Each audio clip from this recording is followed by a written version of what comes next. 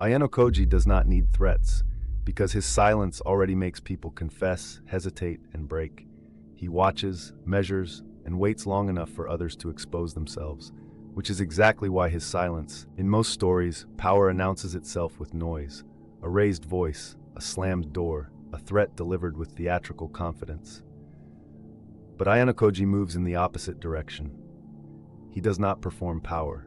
He removes the need to perform at all. That is what unsettles people. Silence, in his case, is not emptiness, it is pressure. It is the sensation that someone is observing every word you choose, every pause you leave behind, every contradiction you try to hide.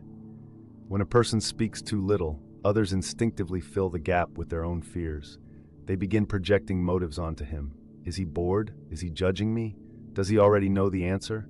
That uncertainty becomes a cage. What makes him terrifying is not that he says nothing. It is that he says nothing while remaining fully present. His eyes do not wander. His posture does not soften.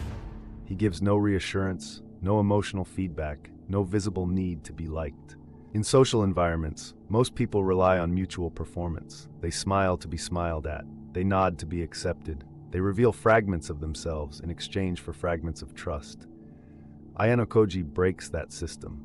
He stands outside the exchange, and the person facing him feels it immediately. This is not a man trying to connect. This is a man trying to understand.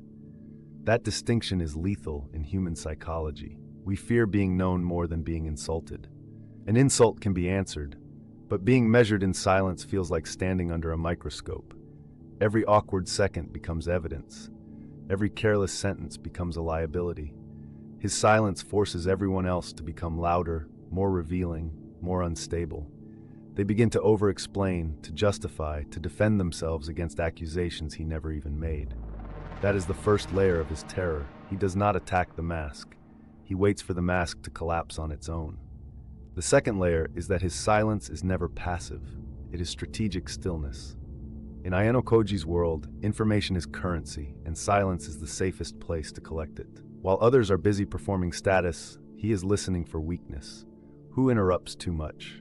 Who needs approval? Who changes tone when certain names are mentioned?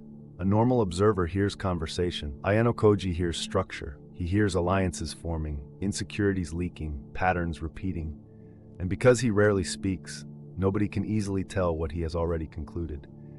This creates a terrifying asymmetry. People assume silence means ignorance. In reality, it often means the opposite. The less he reveals, the more they reveal. He becomes the mirror that does not reflect faces, only flaws. A boastful person starts feeling smaller. A manipulator starts feeling studied. A liar starts hearing their own lie echo in the void. The room does not become quiet because he is empty. It becomes quiet because everyone else begins to sense they may have already said too much. There is also a deeper reason silence unnerves us. It denies the comfort of interpretation. If someone is angry, you can categorize them. If someone is sad, you can sympathize. But if someone is unreadable, your mind cannot settle. It keeps working. It searches for signs in the smallest details. Ayanokoji's face rarely offers closure, and closure is what human beings crave more than truth. We can survive bad news. We struggle with ambiguity. He weaponizes ambiguity by making people live inside it. And this is where his intelligence becomes frightening rather than admirable. He never needs to explain himself, because explanation is for people who need understanding. He prefers outcome over explanation. He lets the results speak after the fact, and by then, the psychological damage has already happened. Those around him are left asking the most disturbing question of all. If he never spoke, how much did he already know? Ayanokoji's silence also terrifies because it denies emotional access. Most people believe they understand power through dominance, but emotional unreadability is a far subtler form of control. In ordinary conflict, emotion leaks. Anger can be exploited, pride can be baited, fear can be redirected. But Ayanokoji does not offer those handles. He is composed to the point of becoming a sealed environment. You cannot easily provoke him because provocation requires a response, and he refuses to reward aggression with visible disturbance. That changes the social field around him. People begin escalating to force a reaction. They tease harder, they threaten more directly, they test boundaries, and every time he does not respond, their own behavior grows more desperate. Silence makes other people expose their dependence on validation. The louder they become, the more they reveal that they are not in control. He does not need to dominate the room through volume. He lets the room expose itself as insecure. This is why his silence feels inhuman. Not because he is emotionless, but because he appears disconnected from the usual emotional economy that governs everyone else.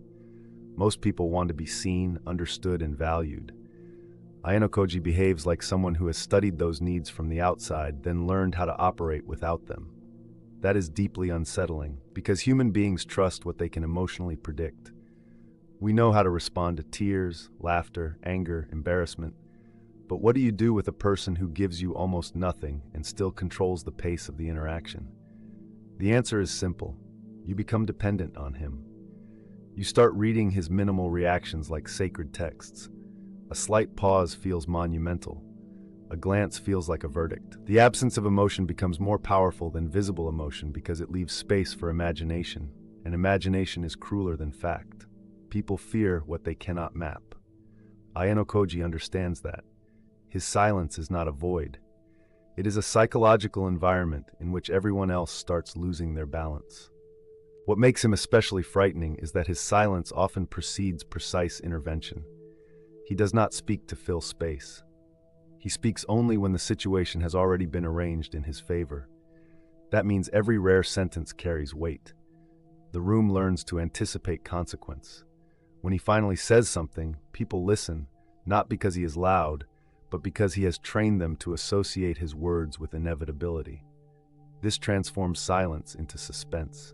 In cinema, the most terrifying moments are not always the loudest. They're the ones where you know something is about to happen and the quiet stretches just a little too long. Ayanokoji lives in that tension. He is the pause before impact. He stands there while others panic, because panic clouds judgment, and judgment is the battlefield he actually cares about. He does not need to scare people through open menace. He scares them by appearing to have already calculated the path they are about to take, and that calculation becomes visible through outcomes. A person who thought they were leading suddenly realizes they were being nudged. A rival who believed they were hunting him discovers they were fed information. A friend who trusted the wrong instinct finds themselves isolated exactly where he needed them to be. Then the silence after the result arrives becomes unbearable. It retroactively changes every prior conversation. People start replaying everything, searching for the moment they lost control. That is the real horror of his silence. It weaponizes hindsight.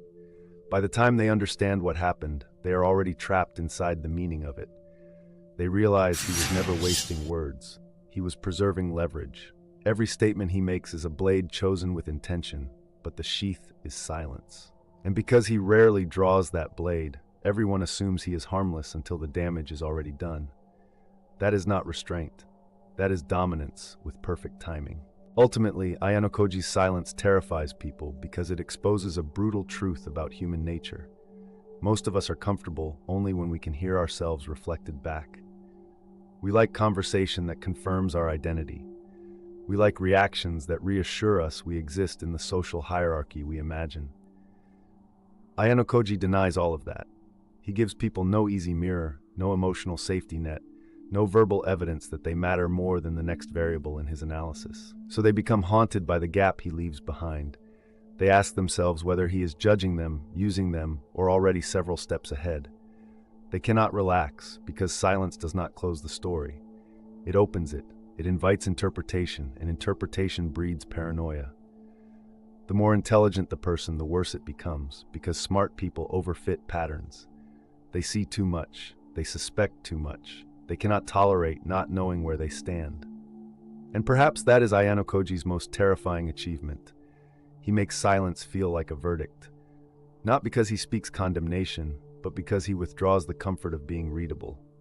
In a world built on noise, he rules through absence. He does not shout to prove control.